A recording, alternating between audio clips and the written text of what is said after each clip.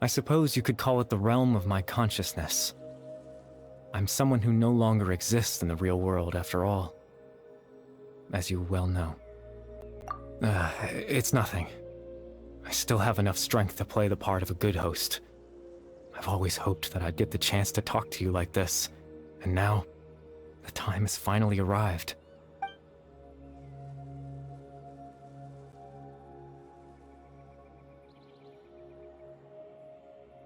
Extreme sorrow and pain. Hope and regret coursing through your veins. And a degree of abyssal power that defies comprehension. Father told me that once I possessed all those elements, I would become the loom of fate. But, despite his intentions for me, I never truly became the loom of fate. I was merely used as a means for its construction. In truth, I died the moment I set everything in motion. The person you see before you now is nothing but a remnant of consciousness left over within the loom of fate.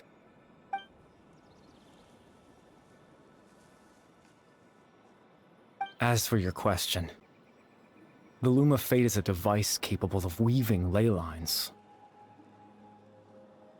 In its primitive form, it can only be used to create and implant memories. But, as more of it is completed, its power becomes stronger and stronger, until finally, it has the power to weave real ley lines of its own. Once fully completed, the moment it gains the power to weave ley lines, it loses the lower-level ability to influence memories. But it also becomes a tool that can change the entire world. Yes, I have the ability to control the loom in its semi-completed form. I suppose you can think of it as a form of compensation. After all, its existence cost me my life.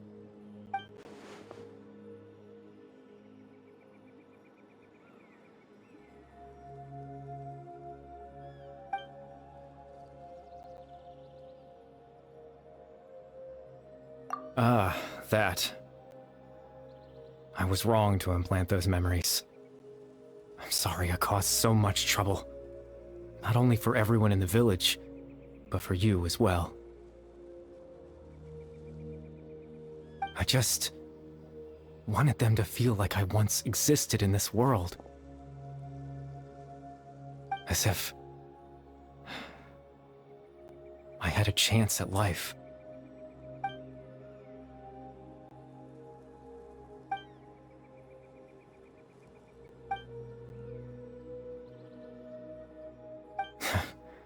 I know what you must be thinking. Why would I do something so meaningless? But I just couldn't accept it. I had to know what it would be like if I had my own life. What kind of person I would be. What other people would think of me.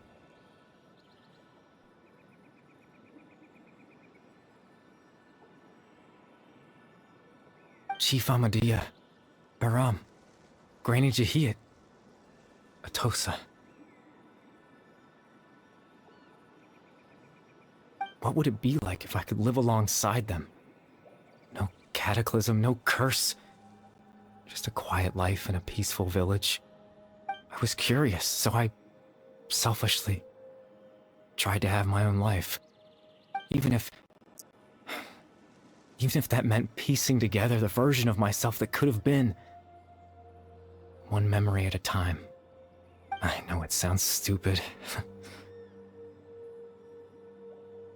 After all, my life ended a long time ago. Any chance at living was stripped away from me when I was 8 years old. My consciousness left to mature in an illusory world of nothingness. Even the form you see before you was nothing but an invention based on my father's appearance. An imagined version of what I would look like if I had the chance to grow up.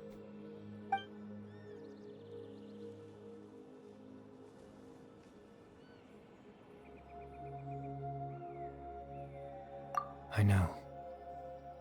But there's nothing I can do to make them find me. If I could exist in the real world, I would return without a second thought and surprise them with the suddenness of it all. But, well, that's not possible for me.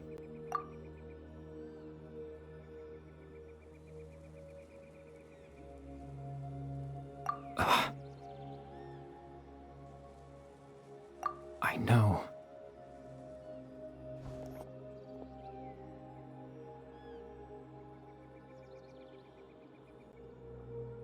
Captain Dainsleif.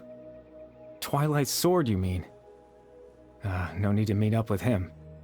Things should already be settled on his end. Exactly. As someone who could only exist in people's memories, the fact that I'm able to talk to you in my consciousness like this can only mean one thing. The Loom of Fate has already been completed.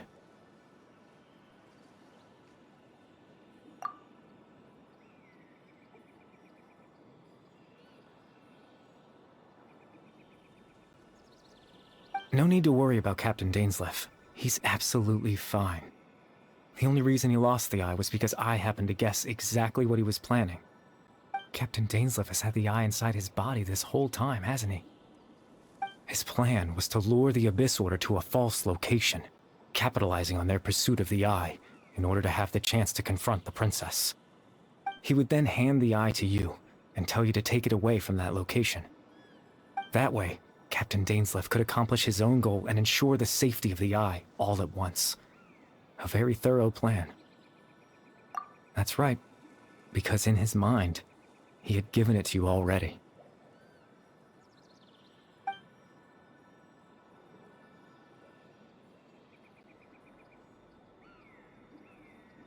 Before you two entered that false location. Traveler, wait.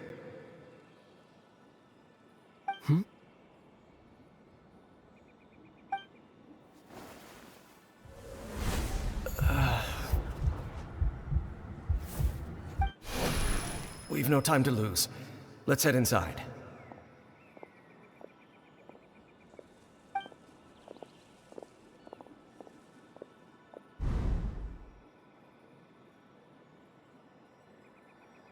That was when I implanted the memory of him handing you the eye. Given the tense situation at that time, Captain Dainsleif failed to notice anything out of the ordinary, and took that memory to be real. I'm sorry, Traveler, but I needed the Loom of Fate to be completed.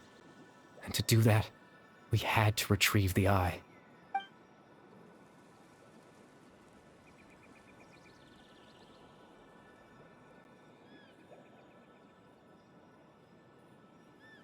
I promise I'm not trying to conceal anything from you, but I truly have no idea what the princess is planning. Tevat's ley line system is deeply entrenched in the planet. Creating new ley lines can neither replace nor extend the ones that already exist. In the face of everything they could be planning, I fear I'm too insignificant to even get a glimpse of the bigger picture. In any case, I had my own use for the Loom of Fate, and my goal, at least, has been achieved. You remember my father, don't you? Clotar Alberic. I believe you saw him in your sibling's memory. After he used the power of the Abyss to restore consciousness to my hilichurl form, I suffered from an indescribable level of mental anguish. To comfort me, my father told me a story, that this was a fairy tale world where I had to take on the form of a little monster. That story managed to dispel my fears, even if just for a moment. My goal was simple: to use the Loom of Fate in its near-completed form, when its ability to create memories was at its strongest. to implant a specific memory into the minds of the Hilichurls. In that memory, I would tell them a story, just like my father did for me. It was a story of fairy tales and love. But more than anything, it was the story of us.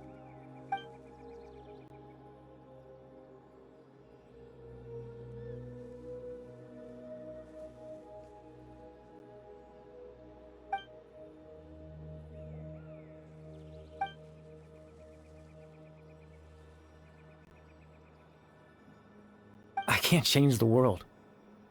Not when I lost the very right to exist within it. Implanting those memories, that was the most worthwhile thing I could offer. All that's left of my existence is a wisp of residual consciousness tied to the loom of fate. In truth, that trace of my consciousness should have dissipated long ago. My goal was the one thing that allowed me to hold on all this time. But now, the bedtime story is finished. And it's finally time to rest.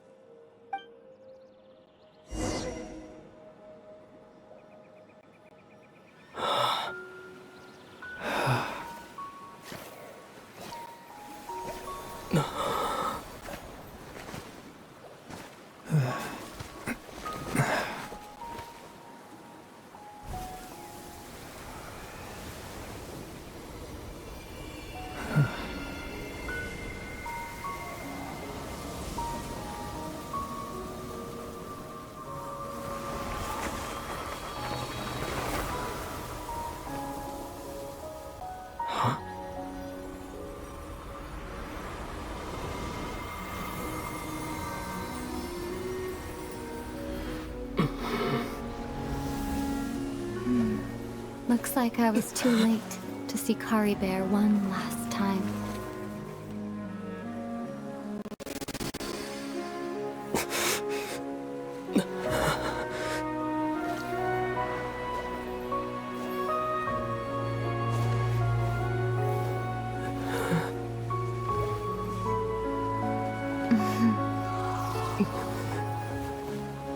Kari Bear's consciousness is gone, and this space will soon disappear along with it.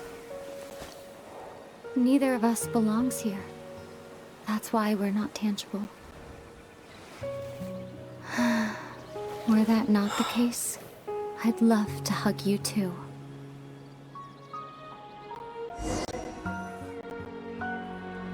Well, how about a conversation?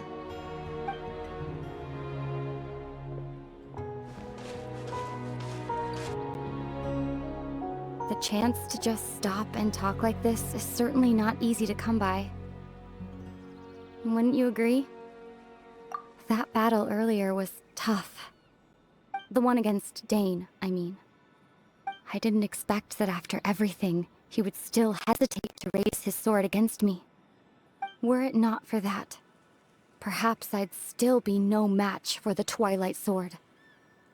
Even after 500 years. The loom of fate, huh? I still haven't found a way to utilize it to its full potential. But there's still time, before the heavenly principles awaken. Yes, for 500 years now, ever since the cataclysm in Conria, there's been no sign of activity. Not long ago, you witnessed the Hydro Archon destroy her divine throne. Yes? Such a flagrant disregard for the rules, and still Celestia took no action. I suppose that's proof enough of the Heavenly Principles situation. However, the Heavenly Principles will awaken. We just don't know when that will be, or what might trigger it. You could say that. Just look at Kari Bear. He was so pure and single-minded. The space we now find ourselves is a perfect representation of who he was. Quiet and peaceful. Even as a hilly churl, seeing the terrible sight within the mirror wasn't enough to taint his spirit. He brought comfort to the people of this world, even though he was denied the very right to be a part of it. So ask yourself this. Who was it that deprived him of that right to exist? Of course, that's only one example. My feelings about the heavenly principles are too complicated to explain in just a few words.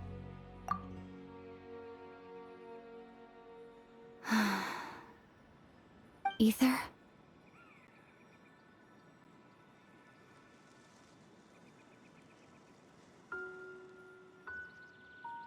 You're the only one in this world who calls me that. There's so much I wanted to ask you, but for some reason, I'm not interested in asking those questions right now. There's just one thing I have to ask. One thing I could never understand. Why? Why can't we continue our journey together?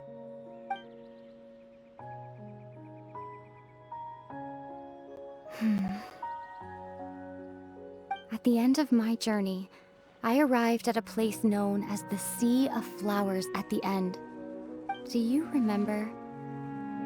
A long time ago, when we traveled between worlds together, you told me you wanted to find a place in the universe where that one flower was in full bloom. To have a place like that suddenly appear before me. Well, would you think of that as a coincidence? You mean... I miss you too, Aether. But as this war continues to rage, and as I continue to seek that final answer, I don't even know how to face myself sometimes, let alone my own brother.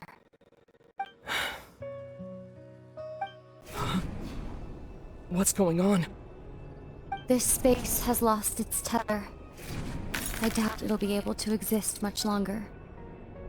In fact, aside from our inability to physically interact with each other, there's something else you should know about this space.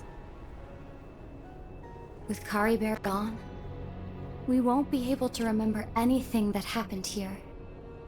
Everything in this space will be wiped from existence, including all memory of our reunion.